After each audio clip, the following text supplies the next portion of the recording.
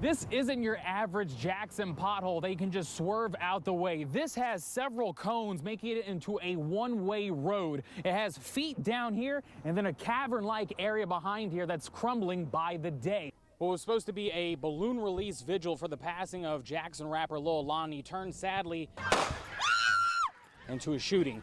The red carpet of the South is currently seeing a little more green. The Mississippi Gaming Commission recently released the numbers for sports betting in the month of September. And in that month alone, the city of Vicksburg has seen an immense amount of revenue, especially on bets with football and baseball. Alcorn doubled down in their win over Jackson State. They beat their rivals 24-3 and also win the East SWAC championship. On offense, the Braves were led by Noah Johnson with a second half surge. And also the Alcorn defense made it nearly impossible for Jackson State to pass the ball. The Holy War ends tonight with a defensive but close win from St. Joseph. The Bruins earned their third win of the season, and they did it with some solid defense and a huge play down the line to earn their fourth Holy War win in a row. The Golden Eagles hitch their wagons, and they head out west to take on the UTEP Miners. Southern Miss looking to become bowl eligible with a win at the Sun Bowl today. People out here in Chula, Mississippi are having a hard time getting in and out of their homes. Right now, they're dealing with flooding from Lake Chula.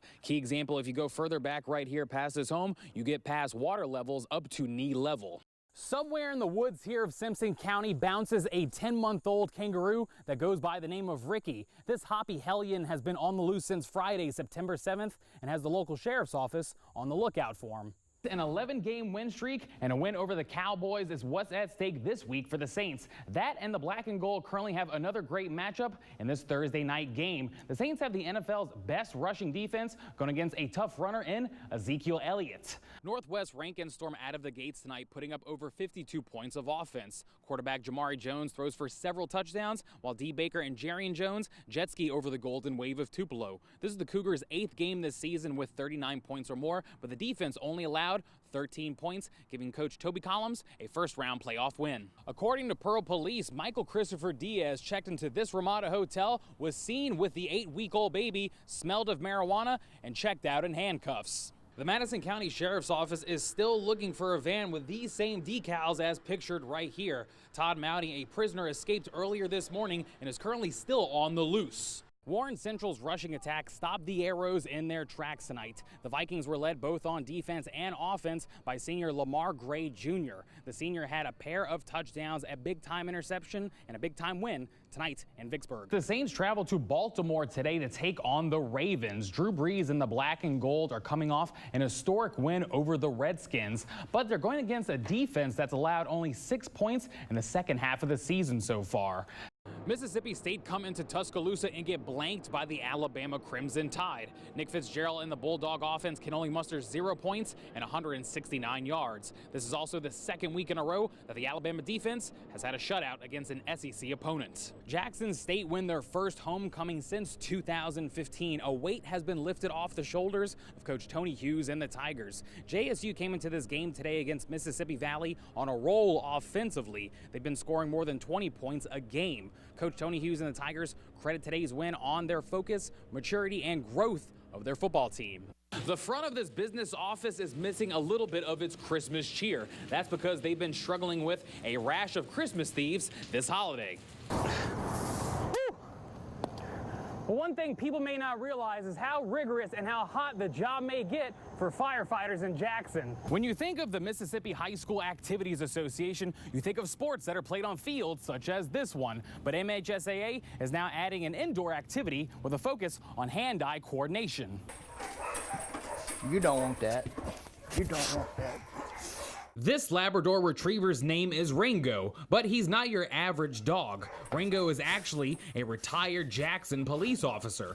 A 9-year veteran on the police force, Ringo was trained right here in Jackson by Randy Hare at the Alpha Canine Training Center. He recently was thought to be living in retirement with his handler, but that was not the case. Ringo was found at a local animal shelter and adopted by Hare after being abandoned by his handler. I don't know that there is a word for being both hurt and mad, but I was both of them, and I still am. You know, it's you just don't turn your back on something like that that's been with you for 9 years. The next thing we knew, we got a call from an animal shelter in Madison that Ringo was actually being housed there and up for adoption. JPD says once they were made aware of the issue, they reassigned Ringo's former handler to patrol duty, what many are calling a demotion. The Jackson Police Department released a statement saying they hold their canines with high regard and they are family. But that statement isn't making Hare too excited to train police dogs for the department in the future.